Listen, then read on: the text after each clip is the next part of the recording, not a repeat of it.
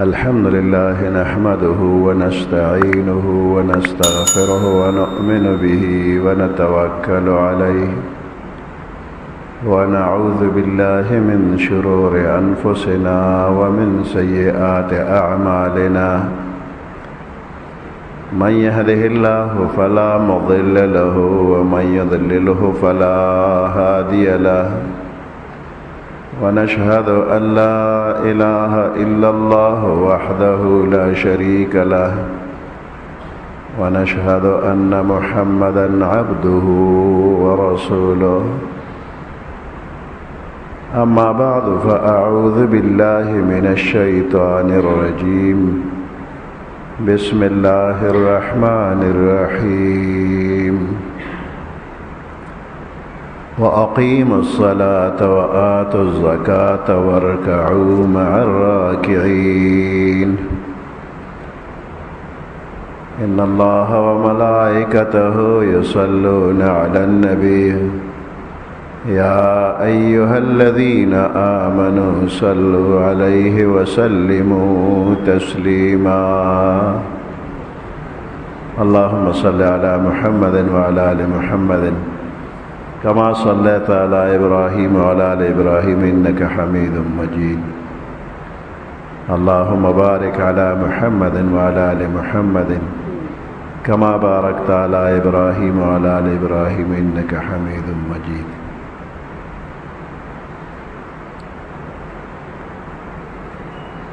دا مخلوق دا ہدایت دا پارا اللہ پاک خکل پیغمبران را لګلی دي او دا ہدایت دا پارا وسرا آسمانی کتابونه هم نازل شوي دي آخری امت دا پارا محمد رسول اللہ صلی اللہ علیہ وسلم مکہ مکرمہ کے اللہ پاک پیدا کر دا عمر ابتدائی سلویخ کالا تیر شو ورپسے پیغمبری اللہ پاک ورکلا پیغمبر پسے دا مانزہ حکم پدق روز باندے اللہ نازل کر نو ہر انسان اول پد باندے کلمہ دا توحید لازم دا چی یو اللہ اومنا اللہ پا ذات کے بھی اکتا دے بل سوک وسر شریک نشتا او دا اللہ پا صفتون کے ہم سوک شریک نشتا دے ذات او صفات کے یکتا دے یو دے دا دویم والی تصور پا کی نشکی دے نو پا ہر انسان باندے لازم دا چی اللہ یو امنی او دا یو منل نرستو پٹولو پیغمبرانو باندے دا ایمان روڑل چی دا اللہ دا طرف نا حق دی دا مخلوق دا ہدایت دا پارا اللہ را لے گلی دی او بیا دا ایمان ہم لازم دے چی محمد رسول اللہ صلی اللہ علیہ وسلم آخری پیغمبر دے دا دین پس دا بل پیغمبر درات لو ضرورت نشتا مخینی پیغمبران چی با قوم تا اللہ رو لے گل نو سابقہ پیغمبرانو باندی ایمانم لازمو او دا موجودہ پیغمبر اتباعم لازم و پسی درات لن کی با ایڈوانس تصدیق ہومو لکہ عیسیٰ علیہ السلام چکل قوم تا مخامخ شو و تیدا زیر ورک چی و مبشرا برسول زتاسل زیر درکون کے لیو رسول یأتی من بعدی اب زمان رست رازی اسمه احمد داغنم بوی احمد صلی اللہ علیہ وسلم زمان پیغمبر علیہ السلام چی دنیا تا تشریف روڑا نو سابقہ پیغمبران پخوا چی سمرت دیر شوی دی منگتا داغی نمونم معلوم ندی اجمالاً وہ چی کم انسان اللہ دا پیغمبرے پا عہدہ مقرر کردے دے دا اللہ دا طرف نا حق دے دا مخلوق دا ہدایت دا پار راغلے دے پاغبان زمان ایمان دے و منگے تصدیق کو زمان پیغمبر علیہ السلام اخیری پیغمبر دے، د دین رست ببل پیغمبر نرازی. زمان شریعت اخیری شریعت دے. دا کلمہ دا توحید ورسرا دا پیغمبر علیہ السلام دا پیغمبر اقرار او شہادت دے نپس بیا منز دے. دا مکی مکرمی دا نبوت ابتدائی دیار لسکالا دا قیو کلمہ او منزو نور عبادات لازم نو. کہ کل مدینہ منورے تا پیغمبر علیہ السلام تشریف اوڑے دے نو دا غین رست بیا روجہ حج زکاة وغیرہ نور عبادات فرض شوی دی اور پا مکہ کے صرف کلمہ او منزو. دمانزہ تفصیلات تقریباً ہر سوک پوئی گی. ورپسے زکاة تے نو دا زکاة چے کم مالدار خلق دی نو ترخبل اندازے پوری زان پوئی اور دا غریب خو دا غستو سرکارشتا نور مسلو سرکار نشتا. غریب غریبی بسر جاتا ہی غریبی موکسر دا وسکی گرا کا دے نور مسئلے نچیڑی او چے مالدار وی نو دے دا تپوس کی چے پا سومرا مال با زکاتی او سومرا با ورکوم او چالے بے ورکوم کلے بے ورکوم دا تپوس نکی. نو پا شریعت کے دا دے ٹول تفصیل شتا دے. نقد پیسے چا سروی کسرزر سپینزر چا سروی او کمال دا تجارت چا سروی نو دا سرو سپین و نصاب شریعت مقرر کرے دی. دا پیغمبر علیہ السلام پر زمانہ کی دا سپین و زر روپے وی درہم بے وطوی درینی میں ماں سے تقریباً یو درہم دا چاندے دی درینی میں ماں سے وزن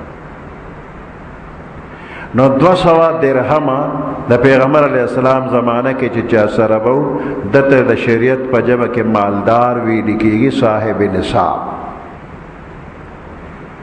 دا سروزر و اشرفے وی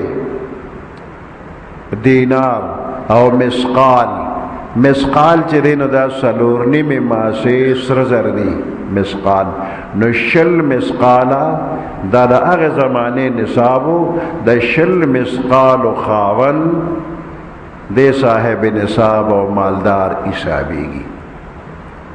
دا زمانہ کے دا شل مسقالا او دا 200 درہم دا دوارا مساویو.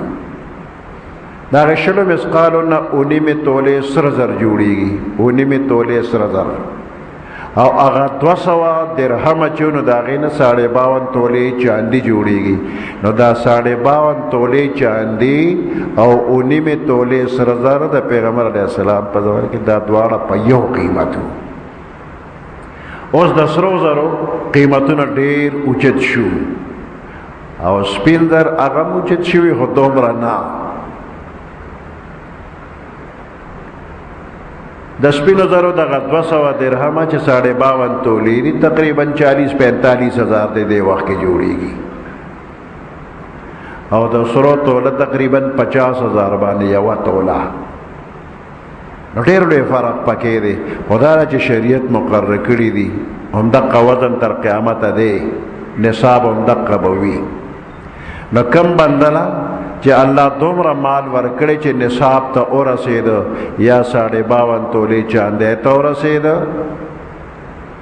یا 19 تولې سونے ته ورسید دا بنده مالدار دو. اوس دل پکار دی چې دی د خدای مال کې د خدای حق ورکی.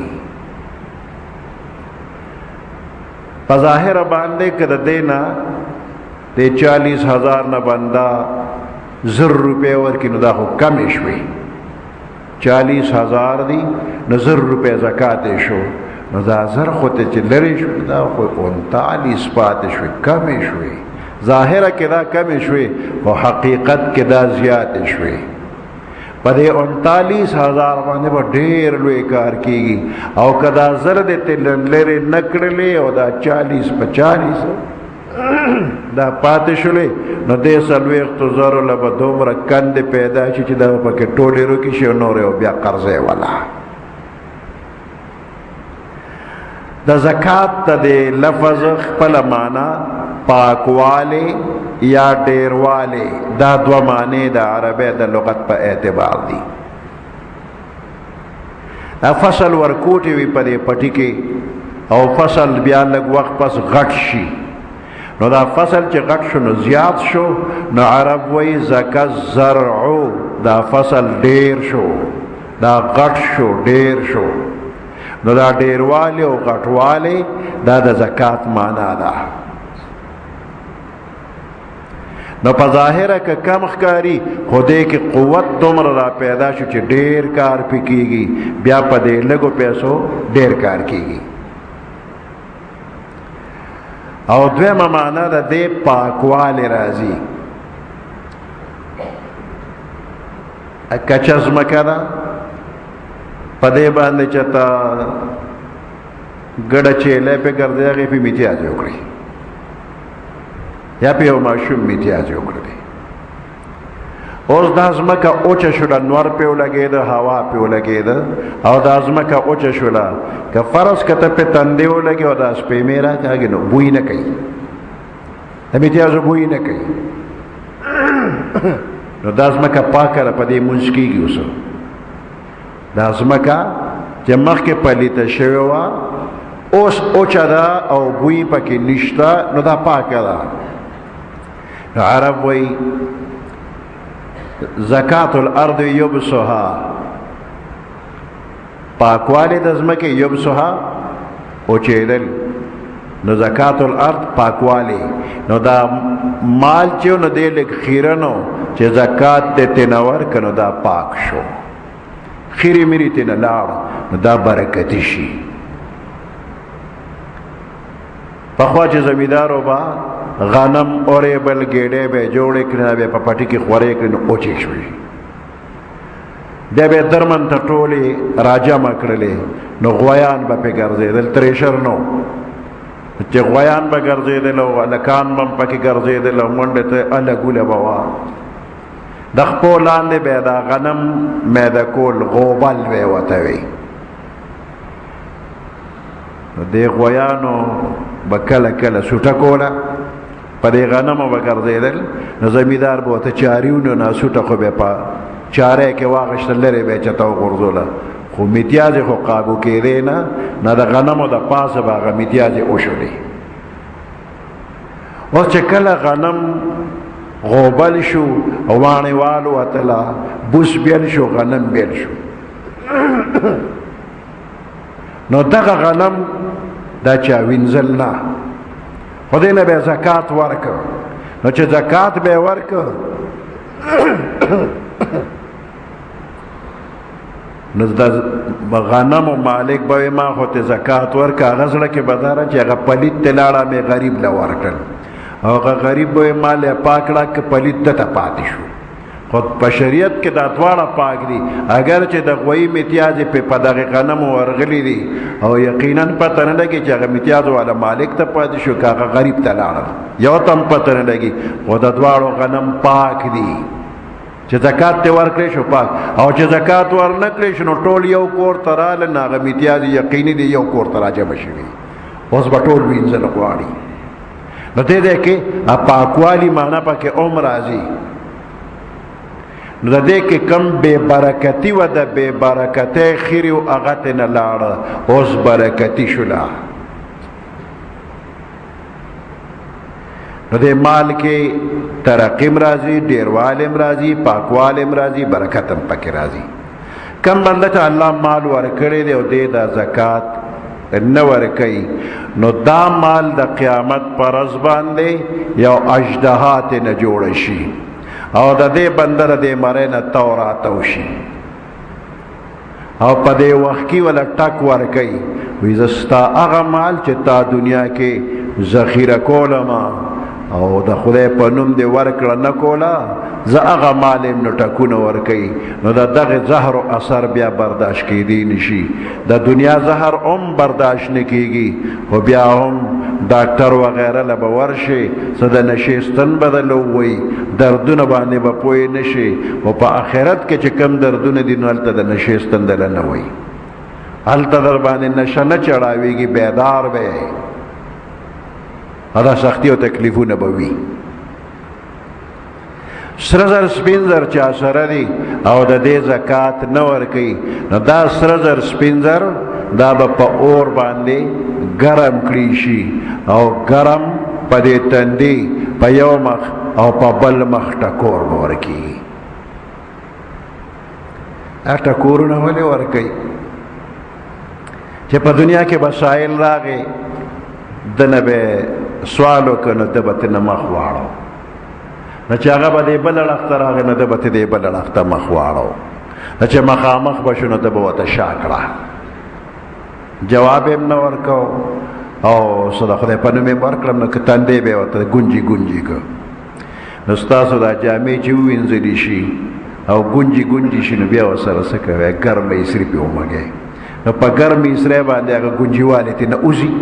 نو چې دا په دنیا کې د فقیر ته د تندی ګونجي کړي نو په دې خپلو پیسو نه به اسرې جوړه شي، ګرمه به شي او په تندي او په یو مخ او په بل مخ به یې مږي، دا ګونجیوالی به ترې هلته وباسي. بیا نو که دلته یو بنده باندې ګرمه اسرې چا کېښو نو برداشت به کې دا خو به ډېره ګرمه نه وي، جامې نه سوځوي خو تا به وسوځوي. نو دا دلته چې تندی ګونجي ګونجي کېږي او مخ اوړي روړي د دې اثر به هلته کې بیا داسې وي چې ګرم ټکورونه او چې یخېږي بیا به یې ورته ګرموي. نو د سرو سپینو څلوېښتمه مال تجارت چا سره دی د هغې 40 روپۍ ده. دکاندارو سره مال پروتی نو هر یو شی چې پروت دی د هغې صحیح صحیح حساب کتاب به کوي. نو په دکان کې چې څومره مال پروت دی دغه دې سره بیا چې نقد څومره پیسې دي هم ورسره جمع کا او بیا د دې دکاندار چې په خلکو څومره پورې دي نو هغه هم ورسره جمع کا. دا درې واړه جمع شوې. اوس دا دکاندار به هم د چا قرضداري وي نو چې دی څومره قرضدار دی هغه ته نه کټ کا، چې څه پاتې شو په 40 تقسیم که اوس دقیقه زکات شو. د دکاندارۍ دغه حساب.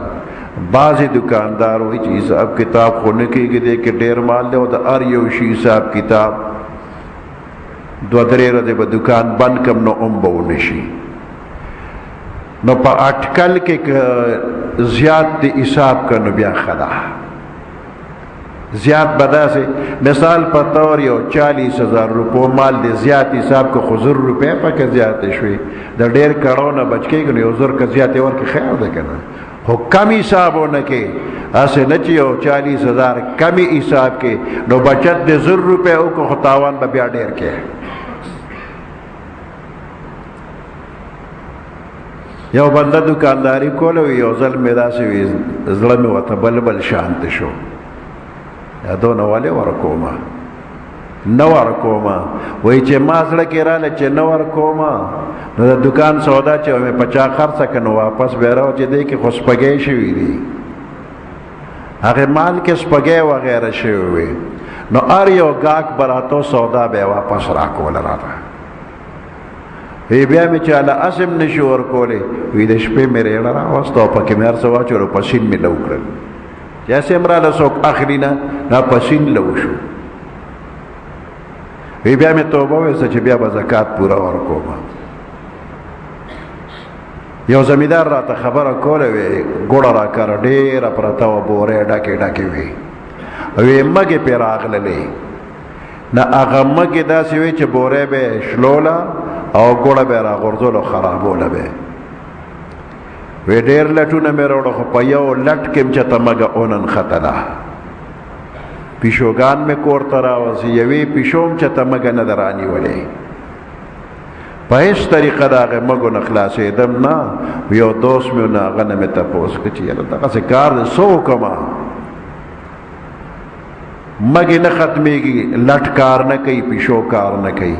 راته چې تا به زکات نه ورکړي ما چې نور مې ورکړه خو یو 2 بورې زکات پاتې دی چې دغه 2 بورې زکات ورکړه نو کار به وشي. وی چې کور ته رالم نو د هغې بورو نه مې 2 بورې را کوزې کړې چې دا د خدای په نوم چې غریبانانو لور کې په کومه ورځ چې 2 بورې مې را کوزې کړې په هغه ورځ مکې ختم شوې. نو چې نه ورکوي زکات نو الله ورته قسمه قسم طریقې جوړي کې په هغې دی کړېږي دی پې خفه کېږي او د خدای په نوم ورکړي نو بیا مصیبتونه ختمېږي. بني اسرائیلو کې یو سړی داسې غر طرف ته تللی اوریځ راغلله، اوریځ کې ګړګړ شروع شو او بیا د اوریځې نه آواز وشو چې د فلانی پټي ته اوبه ورسوئ.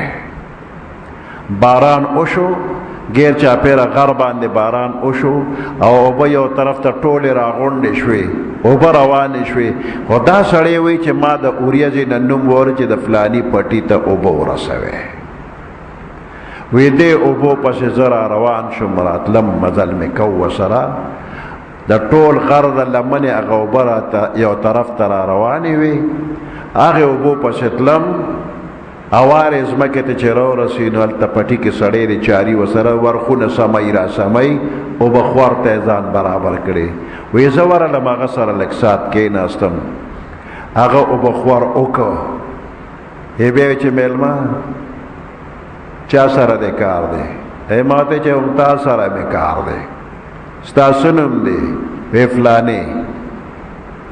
بیا مې ورته دا حال وی چې غر ته تللی وم او هلته کې اوریځ نه آواز راغلی دی او دې نوم پسې زه راغلم چې دا به څوک نه، خو ته راته ووایې چې ته څه کار کوې چې د اوریځې نه ستا نوم اغشتی شي چې د هغه پټي ته اوبه ورسوې. وی راته وی چې دا پټی دی په دې کې زه کروندې کومه او چې کله د دې فصل تیار شي نو 3 ځایه کم، یوه حصه د الله په نوم ورکما او یوه حصه زما د کور د خرچې شي او یوه حصه په دې پټي بیا ولګومه.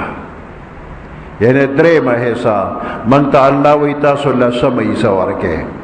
دې ځوان به 3مه حصه د خدای په نوم وی ته د خدای په نوم دومره ورکړه کې نو د اوریځو نه آواز کېږي چې د دې فلاني پټي ته اوبه ورسوئ.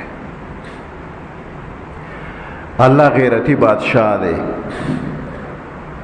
پچا باندې زیاتی نه کوي، د وس نه زیاتی یو عبادت هم پچا باندې الله مقرر کړی نه دی، د بنده د وس مناسب. په 40 روپو کې 1 روپۍ ورکول دا څه بوج نه دی، 40 کې 1 روپۍ هېڅ شی نه دی. لکه 40 زره شي او 1000 روپۍ ته لرکې نو دا څه بوج نه دی، نو دا وس مناسب دی. دغه شان دی پټو کې پیداوار کیږي، نو د پټو پیداوار په دې کې بیا 10مه حصه عشر ورته وایي. خو د کم پټي اوبه خور چې باراني اوبو باندې وي یا د سیند د مفت ویړیا اوبه ول راځي نو په دې کې 10مه حصه 10 منه پیداوار شو، یو منتنه د الله په نوم ورکا. او د کم پټي او بخور باندې چې مشقت زیات شي، ارټ په لګېدلې دی، ټیوبویل په لګېدلې دی، یا د حکومت د نهرونو اوبدي او د هغې نهرونو مزدوران نوکران کالو سر خدمت کوي او بیا د جیرب په سر باندې یا د ګینټو په سر باندې حکومت څه مقرر کړي وي دې ته وي آبیانه، د مالیې نه علاوه آبیانه چې اخلي. نو آبیانې والا، ارټ والا، ټیوبویل والا د دوی خرچې زیات راځي نو دوی به 20مه حصه د خدای په نوم ورکوي. په دې فصل باندې نور خرچې چې کېږي نو هغه به نه حسابی. دې کې ګوټ جاري شوی ده، ټکټر پکې ګرځېدلی دی، غویان پکې ګرځېدلی دي، تخمونه پکې اچولي شوي دي، سرې پکې، دا حساب کتاب به نه کوي. خو چې څونه پیداوار وشو نو د هغې نه عشر یا نصف عشر 20مه 10مه یا 20مه به ورکوي. یو پټی په نیمه باندې دی، د ځمکې مالک جدا دی، دهقان جدا دی، پیداوار وشي نیم د ځمکې مالک واخلي او نیم دهقان واخلي، دواړه به د خپلې حصې نه 10مه یا 20مه ورکوي. څه ځمکې اجاره دي، نو د ځمکې مالک د اجارې پیسې واغشتلې او د زمیندار د دې ځمکې پیداوار چې چا واغشتو نو دا لسمه یا شلمه به هغه ورکوي. زکات ته او که عشر دی دا به چاله ورکیږي چې کم بنده د نصاب مالک نه دی، یعنی 52 تولې چاندې قیمت مالک نه دی، نو دغه بنده ته زکات یا عشر ورکیږي. خو شرط پکې دا چې دا بستا بچی نه وي، خپلو بچو له زکات نشي ورکړي، دا بستا مور پلار نه وي، نو مور پلار نیانی کتا زکات نه ورکیږي، او دارنګه بچو ته زکات نه ورکیږي، زوی لور وصی وغیرہ دی له زکات نه ورکیږي، او خزه خاون له خاون خزه له زکات نشي ورکولی. دین علاوه چې کم نور رشتہ دار دي، ترونه دي، ماماگان دي، د ترونو زامن، د ماماگانو زامن، د تروریانو زامن وغیرہ، غریبانان دي چې غریبانان دي ورکولی شي، ولا د دین طالبان دي هغې ته ورکولی شي، عالم وي غریب وي هغه له ورکولی شي، خو اجرت کې نه، تنخواه کې نه. بعضې علاقې داسې دي چې جماعت کې امام امامتي کوي نو زکاتونه به درکو، په فصل کې به زکات درکو، او لوی اختر کې به سرمن درکو، ورکوټ اختر کې به سرسایه درکو. د امام تنخواه وشوه خو د قوم غاړه بنده په بنده پاتې ده. د امام تنخواه وشوله خو د قوم زکات اونشو، ځکه دا خو اجرت کې تنخواه کې ورکړی شوله، نو د زکات پیسې به تنخواه کې نه حسابېږي. چې غریب دی نو زکات به هم ورکې، تنخواه به هم ورکې، که مالدار دی تنخواه به ورکې، زکات به نه ورکې. د دین طالبان عالمان چې غریبانان وي دوی له زکات عشر وغیرہ ورکې، نو یو دی په د زکات غاړه خلاصه شوله، او بل دا چې دی بس دینی خدمات په دی باندې وکړي، نو دینی خدماتو کې د هم برخه وشوله. د زکات ورکولو په وخت کې دا خبره لازمي نه ده چې دا د خدای مال کې قبول کا، دا زکات کې واخلا، دا لازمي نه ده. ته خپل زړه کې راوله چې زکات ورکوم، په خولې مه وایه. بعضې بنده ته کوی چې دا زکات دی، هغه غریب غیرتي سړی وي، مخکې ډېر ښه ژوند تېر کړي، نو د زکات په نوم اوس خفه کېږي او شرمېږي هم. درته مه وایه چې دا زکات دی، تا ته معلومه ده چې دی غریب دی، د زکات پیسې ورکړه، د زکات نوم مه اخله ورته. بعضې بنده قرضداري وي، ستا په ډېر قرض پورې توی دا خو نه وصولیږي، زه زکات کې به یې ورته پرېږدم. نه که دې ورته چې فلانیه تا باندې زما دونه پیسې د قرض دي، نه مې تا ته زکات کې پرېښوې، خدای د سره ښه وکړه، ستا زکات ونه شو. د دې طریقه دار چې نغد پیسې ورته د زکات په لاس کې کېده، نو هغه قبضې ته ورسېدې، اوس ورته ته زما قرضدار دا ماله قرض کې واپس راکړه، هغه سات دې دله درکړي. نو په دې طریقه ستا زکات وشو، د هغه قرض نه غاړه خلاصه شوله. نو زکات ویل لازمي نه دي. اوس زکات به چاله څونه ورکې، او زکات غوښتی شي او که نه شي غوښتی، د غوښتو کار جایز نه دی. چا سره چې د یوې ورځې خرچه وي، نو دی به چاته نه وي چې مال را دله سوال کول حرام. د یوې ورځې خرچه شته، سوال به نه کې. که د یوې ورځې خرچه هم نه وه، نو بل ته سوال کولی چې نن منکر اسم نشته سراکه، نو غوښتل جایز نه دي. نو بعضې غریبانان خو داسې وي چې حاجي صاحب په موږ به خیال کې ګورې، د زکات شپې ورځې را روانې، حاجي صاحب موږ ایر نه کې، دا طریقه غلطه ده، دا ګناه ده، دا مه کوه. البته حاجي صاحب سره سر سترګې به یې به تا پېژني چې ته غریب یې، نه به په خپله تعالی درکوي. څونه پیسې به ورکول غواړي. یو فقیر له دونه پیسې ورکړه چې د دغې ورځې حاجت یې پې پوره شي، د دې یوې ورځې کار خو یې پوه شي.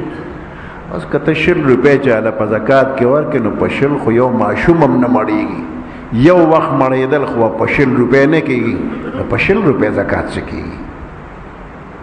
دونه ورکه چې د دغه یوې ورځې خرچه وشي بل چا نه پکې د غوښتو ضرورت پېښ نه شي، کم از کم دونه ورکړه. روپۍ او دوه مه ویشه، روپۍ او دوه باندې څه کېږي نه، چې زکات ورکې نو دونه چې د یوې ورځې حاجت یې پوره کا. که یو بنده راته معلوم دی بال بچهدار دی او ډېر محتاج دی او قرضدار دی، دله ډېرې به ورکولی شي، دونه ورکه چې د ده پې دا قرض هم خلاص شي، دا حاجت یې پې پوره شي. خو دونه چاله مه ورکه چې دی پې صاحب نصاب شي، دونه دی ورکړې چې د قرضونه هم خلاص شو او دی بیا هم صاحب نصاب پاتې شو، نو دونه ورکول زکات وشو، خو دا کار مکروه دی. نږدې ګاونډیان وپېژنه، اول د هغوی حق پوره کا، نو بیا په مزه د دې خپلې علاقې نه ورپسې که بار کېږي نو بار کېږه، خو د نږدې ګاونډیانو اول خیال ساتل پکار دی. نو دا زکات د شریعت حکم دی، منظم فرض دی، کلمه هم فرض ده، منظم فرض دی، دقه شانت زکات هم فرض دی. دې کې کمې زیاتې مناسب نه دی. ځان غافل کول دا ځان دوکه کول دي. بعضې بنده چې بزرګه میاشت کې ته څوک تپوس کړي چې حاجي صاحب د زکات څه وایي، موږ خو په رمضان کې ورکوو، او چې رمضان راشي موږ خو زبرګه کې زکات ورکړې، نو نه په دې ځای کې ورکوو نه په هغه روزه کې ورکوي. نو دا دې ځان له دوکه ورکوي، خدای له څوک دوکه نه ورکوي، نشي ورکولی. نو ځان دوکه کول نه دي ښه، وبال یې بیا زیات دی. سبحان ربك رب العزة عما يصفون وسلام على المرسلين والحمد لله رب العالمين.